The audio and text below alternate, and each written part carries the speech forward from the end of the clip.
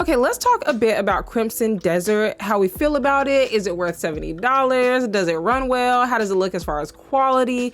And why does it have mixed reviews? Now, this is just initial thoughts about the game and overall as a community, what we're thinking so far. So chime in with your experience and anything that stuck out to you. Disclaimer, this is a cozy gaming channel. And so we will be coming at things from a different lens, a different perspective than like a hardcore viewpoint, as you will. Now, if you don't know anything about Crimson Desert, don't worry, I got you. It's an open world action adventure by Pearl Abyss, where you play as Cliff to rebuild and save the land from a looming threat. This game is heavy on exploration and quests, and you'll be encountering enemies from one-on-one duels to large-scale battles, but also engaging in mini games, cooking, fishing, and gathering materials. This game has a lot. So first impressions, let's get into it. The controls. But before that, honestly, I love the fact that when you start the game up, you're immediately able to move around. So many times we start a game, there's like some long backstory or monologue before you can even do anything. So that was actually kind of nice. Not too long into the intro, you're learning the fighting mechanics. I do like how this game introduces you to the controls by having you thrown into a fight, but it was definitely like you were watching a fight scene and then suddenly it's like your turn and you have to perform the move.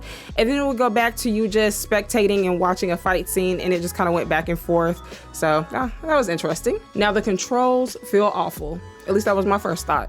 I knew the controls would be weird, but actually experiencing it was another thing. I do feel like over time, I kind of got used to it and, you know, a bit more than initially, but yeah, it was still awful. Now, I was playing on my Xbox Series X and immediately changed the preset to quality, and I highly recommend it. My boyfriend told me to do that first thing, and I'm so glad that I did. The tutorial section was absolutely beautiful. It was low stress, pretty simple, just introducing you to simple gameplay mechanics, but as you play the game, you'll learn more and more skills and things, so this was just the basics. Then you're introduced into the world and you fight a couple dudes, hop on a horse, and then, oh my goodness, the views and the atmosphere. The world itself is so breathtaking, and I was very excited to explore it. By this point, you're officially entering into chapter 1, so I would say the introduction to the game is about 25 to 30 minutes long, which is pretty good. Okay, visually, this game is gorgeous. I really like the overall look of the game and how much detail went into everything. Most of the spaces are filled up with objects and items to make the world feel more full.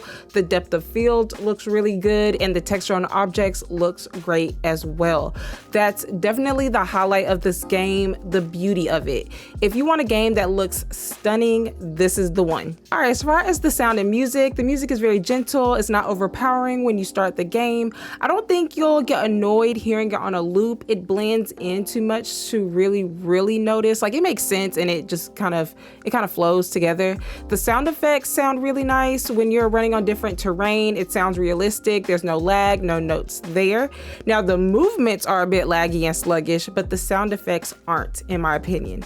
I will say in one section of the game, I wasn't too fond of the sound effects because it was playing like a little too much, but that was it. The NPCs are very vocal, but there's not a large range or variety of voices, so you'll hear like the same or similar voices on a loop. Nothing crazy, but just noted. And the animals are very vocal too. But hey, at least you can pet the dogs, because I love dogs. Okay, so the big question is, what do you do in the game and what's the real story? To be honest, I don't really know. So far, I've just been doing one quest to the next, and maybe I'm missing something, but I don't really see an in-depth story here. Yeah, I know we're rebuilding and saving the land, but that's about all I know. Does that mean it's a bad thing? Maybe, maybe not. Sometimes, you know, you like to play a game where the game just tells you what to do next and you just get to run around and explore. I like that sometimes. To some, they'll say it's very shallow, which is a common issue lately just in the gaming world. We're pumping out games without any depth. If you're looking for a deep story, I don't think this one is it. I think this game is more for combat, exploration, and adventuring with puzzle solving thrown in. It's a slow build kind of game. Now, the controls aren't really smooth. It's a little weird, but like I said, I think over time you do get used to it, so it could be a learning curve. You'll notice it more when it comes to combat, which combat is pretty good, but it won't be enjoyable if you feel like the movements are very slow. Like I said, it depends on the person playing. I definitely noticed it more when I first went into the abyss and I was jumping. I would press the button and there was a noticeable gap of time before I actually jumped. I realized that I would have to adjust how I time things. The other thing with controls specifically is having the interaction and the jump button be the same. I feel like I look ridiculous trying to chat with someone and randomly jump. I wish it was just in its natural spot and sprinting was different. It just seems so weird, and I wish they could be remapped on the console, but then again, everything else would have to be changed, so it'd actually be cause more damage than good. I do think though, as you play the game, you will be engaged. The world and the atmosphere are so beautiful and you're gonna wanna explore it. Like I said, you might not be too invested in the story, but you will ultimately be engaged in the game as far as the world overall. As you play the game, you'll learn different skills and acquire better weapons like nicer swords, spears, axes, etc. You'll also use abilities and elemental enhancements through combinations, and so the game does naturally progress. You'll be able to customize outfits, hairstyles, tattoos, and use dyes you brew or pick up. There's also cooking, fishing, mini games to switch things up. So yeah, this game definitely has a mix of things to do. A lot of people don't like mini games when it comes to games like these. I personally don't mind them. I like a variety of things to do, but I do like when you're not forced to do a mini game in order to progress the story. Now, I don't know if there's replayability here. The game is so massive that once you accomplish everything, I'm not sure you'll want to revisit, at least not for a while.